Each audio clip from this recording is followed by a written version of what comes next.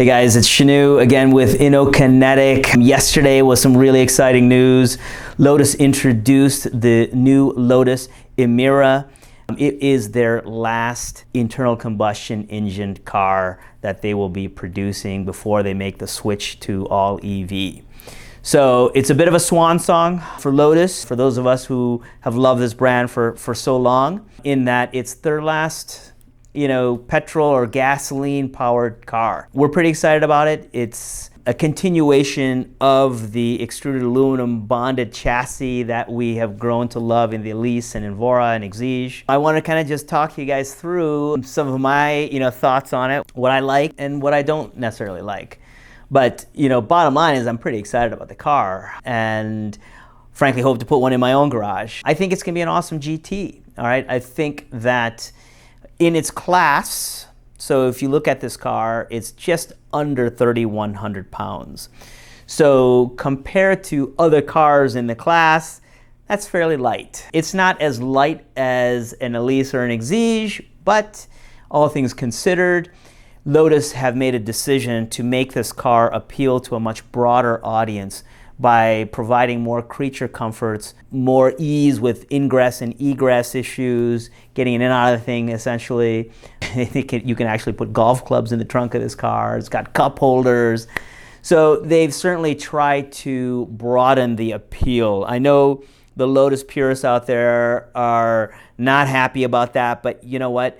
Lotus needs to hit a broader audience. They sold, I think, 1,400 or 1,500 cars last year. That's just not enough to sustain that business.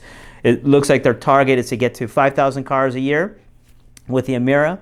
And so I think by broadening the appeal of the car, it'll get there.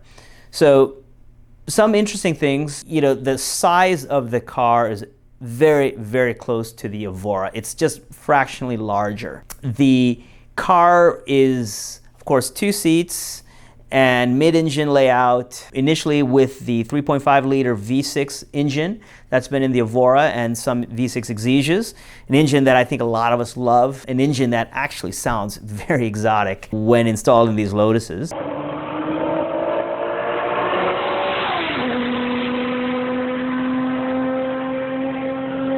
But then they're actually going to introduce next year an AMG direct injection turbo 4-cylinder engine, which reportedly will be lighter still. So that has real potential, I think, for people who want to pull even more weight from the car. I'm less excited about that engine, to be honest, mostly because I'm afraid it's not going to sound too good. These turbo 4s have not resonated very well with me because of their exhaust note. The V6 sounds fantastic. Anyhow, to me, part of the driving experience needs to be the sound that you get. And interestingly enough, with the V6, you will have an option of a manual transmission or a automatic like you find in the Evora today. The AMG motor looks like it's only going to come with an 8-speed dual clutch transmission. What else can I tell you? The styling of the car certainly harkens from the Avaya hypercar that they're doing, their $2 million EV car. It absolutely borrows some of the styling cues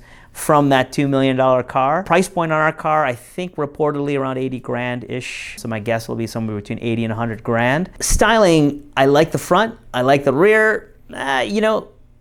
I'm not as enthralled about the side, more because of that side intake, but that's all right. They're taking some of those styling cues from the Avaya, and certainly it'll be functional and provide additional air to the car, which of course on these mid-engine cars, and particularly those that make as much power as this one, they're reported to be 400 horsepower car, it needs a lot of air, it needs a lot of cooling, and you need to be able to draw that air in to get to the radiators that I'm sure are going to be in this particular car. I really do like the rear 3/4 of this car. I think it's really particularly cool. I like the 2 exhaust tips. It looks very, very nice. There's actually a little Easter egg in the exhaust area. You'll see the actually shapes from the Lotus logo itself that are in the grille of the tailpipe.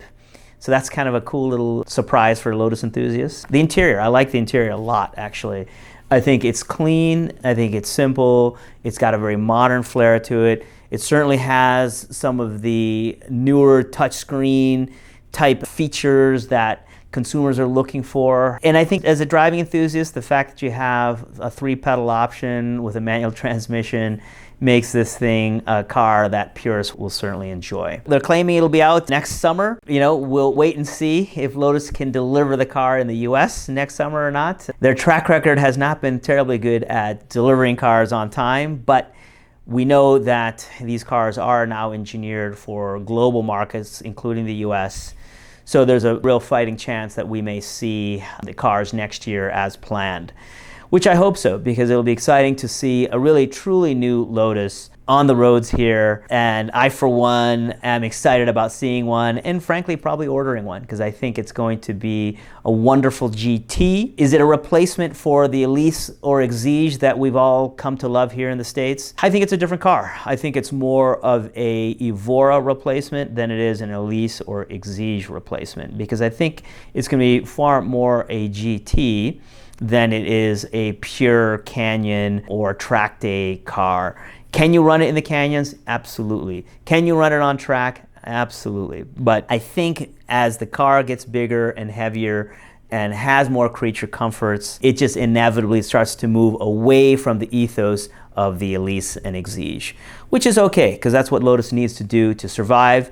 And I'm a big supporter of what they are doing there. And so cheers to you guys at Lotus. At Hethel, lots of changes there. They've made, I think, $100 million investment in the factory. So we have great expectations that the brand is going to continue to succeed. I'm particularly excited to see what the future EV products are going to be like as well. But for now, there's my synopsis on the Emira, and we'll show how I would spec my own car. So Lotus has created a configurator for the Emira that you can go and spec out the car of your own. So I've spent a little bit of time on the configurator myself, and here's how I would spec my car. I've decided to go and build what I think is my ideal GT.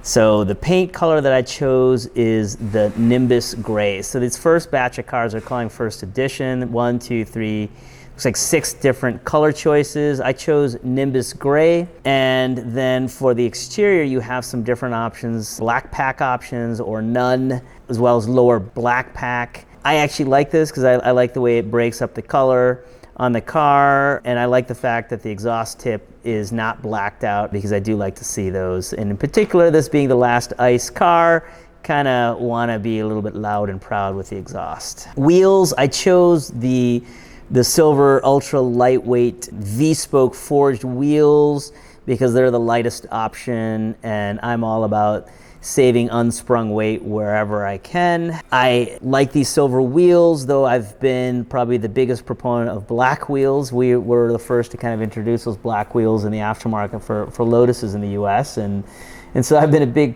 proponent of black wheels, but I'm now switching my taste to other colors, silver on this one, as well as maybe a set of gold wheels at some point. You've got brake caliper color options, 4 different colors, and I chose yellow. I think the yellow complements this color combination nicely.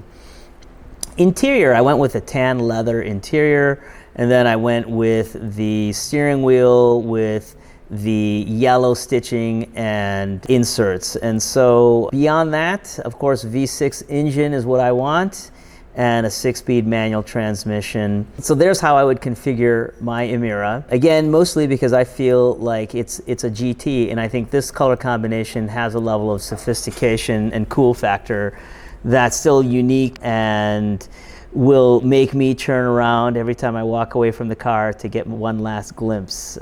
So how would you guys configure your Emira? Put it in the comment section down below, and please subscribe to our channel. Thanks, guys. We'll see you next time.